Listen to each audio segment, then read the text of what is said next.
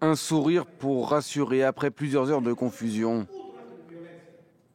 Et cette image, le président Umaro Sissoco Embalo, entouré de son Premier ministre, du ministre de la Défense et de ses principaux conseillers, tous unis et en bonne santé.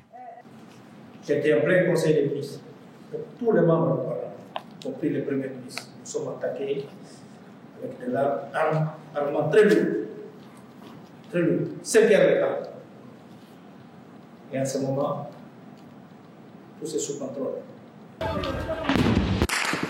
Tout commence en début d'après-midi. Des tirs nourris retentissent tout près du palais du gouvernement, où tous les responsables politiques du pays sont réunis. Des hommes armés tentent de s'y introduire. Des civils fuient les lieux. Les écoles des alentours sont fermées. Le président, lui, est exfiltré et mis en sécurité. La fusillade dure plusieurs heures. De nombreux morts sont à déplorer selon le président, qui affirme qu'il ne s'agit pas d'un coup d'État politique. Ce ne sont pas seulement les militaires qui sont impliqués, mais c'est surtout la lutte contre le trafic de drogue qui en est à l'origine. Parce que la plupart des personnes impliquées sont des personnes inscrites sur la liste d'enquête antidrogue.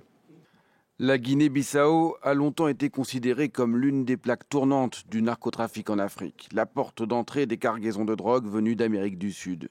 Une page désormais tournée, a affirmé le président Embalo sur notre antenne en octobre dernier. La situation est suivie de près par la communauté internationale. Le secrétaire général de l'ONU, l'Union africaine et la CEDEAO, tous condamnent une tentative de coup d'État, à l'image de ce communiqué.